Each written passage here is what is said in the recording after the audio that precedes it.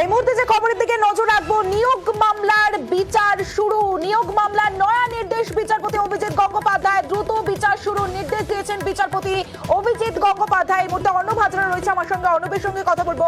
অর্ণব, ঠিক কি নির্দেশ দিলেন এবং কেন এই নির্দেশ বিচারপতির?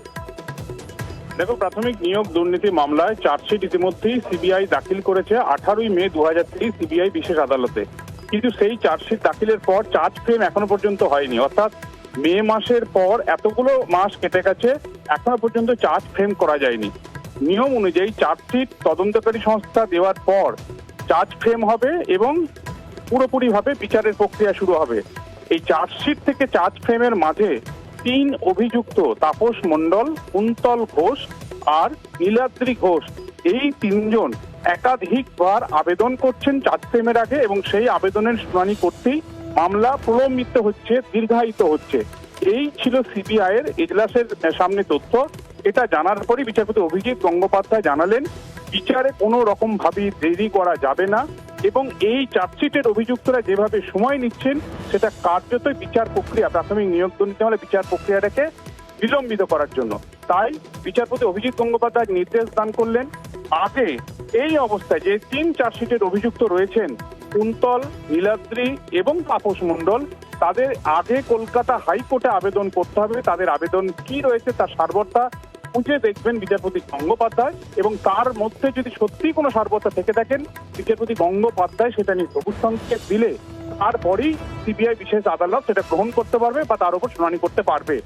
এতে বিচারপতি গঙ্গোপাধ্যায় পর্যবেক্ষণ রেখেছেন বিচারের প্রক্রিয়া অন্তত দীর্ঘায়িত হবে না, বিচার হয়তো দ্রুত শুরু হবে। কারণ চার্জ ফ্রেম গঠন করতে যদি মে মাসের পর এতগুলো মাস চলে যায়, চার্জ ফ্রেমের আগে শুধুমাত্র অভিযুক্তদের একাধিকবার বিভিন্ন আবেদন করে সেগুলি দীর্ঘায়িত করা, এটা আদালত বরদাস্ত করবে না। তাই আজকের আদালতের নির্দেশ, বিচারপতি গঙ্গোপাধ্যায়ের নির্দেশের অংশ নিম্ন আদালতে পাঠাতে হবে। কাল যেহেতু নিম্ন আদালতে মামলাগুলি শুনানি রয়েছে, সেখানে বিচারকের কাছে বিচারপতি গঙ্গোপাধ্যায়ের আজকে নির্দেশ প্লেস করতে হবে এবং প্লেস করার পর পরশুদিন, কালকে আদালতে কি হলো পুরো বিষয়টি দেখার পর পরশুদিন অর্থাৎ 11 তারিখ ফের বিচারপতি অভিজিৎ গঙ্গোপাধ্যায় এই মামলা শুনানি করবেন, এমনটাই তিনি জানিয়েছেন।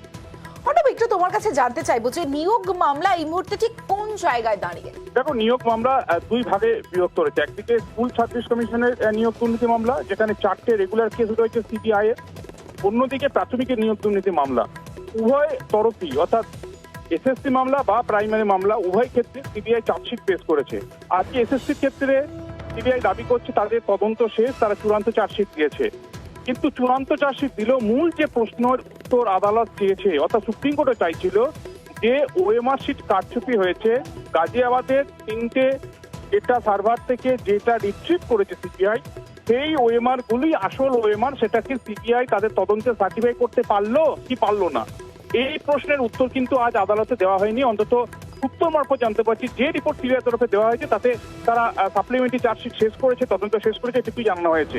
কিন্তু ওএমআর যে তথ্য সেটা আদতে আসল তথ্য, সেই মর্মে কোনো রিপোর্ট কিন্তু দাখিল করতে পারেনি।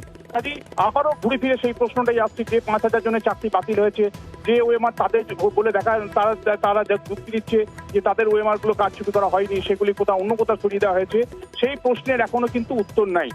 আগামী দিনে সিবিআই বিশেষ আদালতে সিবিআই কি তথ্য দেয় সেটাই এখন দেখার। অন্যদিকে প্রাথমিকের ক্ষেত্রেও চার্জশিট দেওয়া হয়েছে, চার্জশিটের পর চার্জ ফ্রেম এখনো পর্যন্ত হয়নি। বিচারপতি অভিজিৎ গঙ্গোপাধ্যায় ফের একটা 5% অতিরিক্ত প্যানেলের মামলায় নতুন নির্দেশ জারি করলেন।